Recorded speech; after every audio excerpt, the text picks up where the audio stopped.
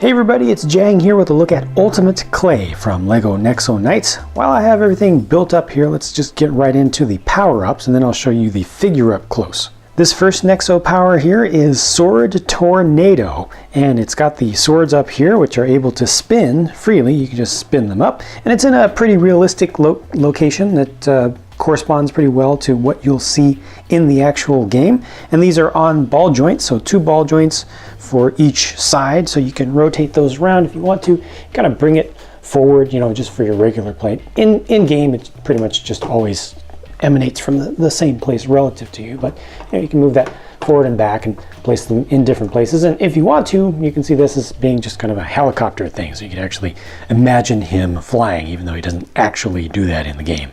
Next up, Lava Dragon, which uses these fire wings. In toy form, it's very similar in concept to the way the Sword Tornado works. You just put these up here and then you can spin the blades around. Works very differently in-game, leaving an area of effect of fire damage behind, but that's all that they do for the toy here.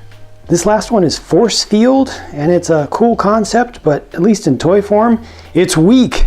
It's really weak. Look at that. It's like a umbrella that doesn't even go over his head, and I even folded the other arm back behind him, or you could just take that off and you look at the instructions, they don't even have you folding that away. That's it. It's supposed to represent a dome shield, so that one I do not like. And in game it's okay, but it has limited hit points to it, so it's not like it gives you invincibility for a time or anything. It also wears off over time, but this one definitely not a fan of in toy form.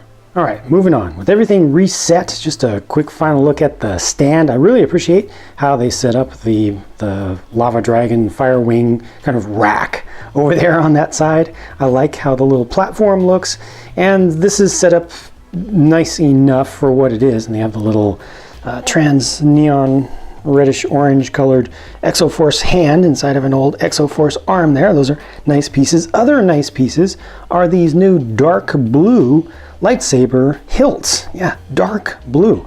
Never would have expected such a recolor to be done with these.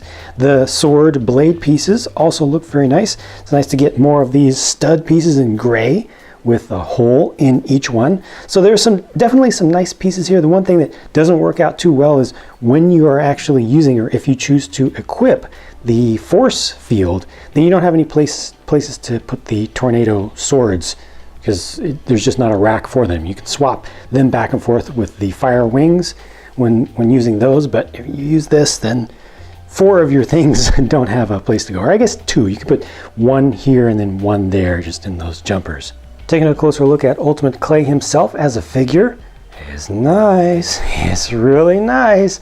A lot of trans blue there. They got it for the mouth guard, kind of almost visor piece, and also for the armor and for the sword. And he's got a crystal at the end of the sword that I don't know the name of just yet. And he's got another dark blue lightsaber hilt piece, so a total of 4 officially included with the set, plus 1 spare that's not documented. His main helmet piece is not transparent. It's just a normal blue color, but it's just the same design as normal. And with that and the armor removed, you can see his face clearly and the very nice printing on the front, which looks definitely powered up and charged up. I really like that color combination there. It's very bright and very vibrant. They got the gold color as the accent metallic print in there.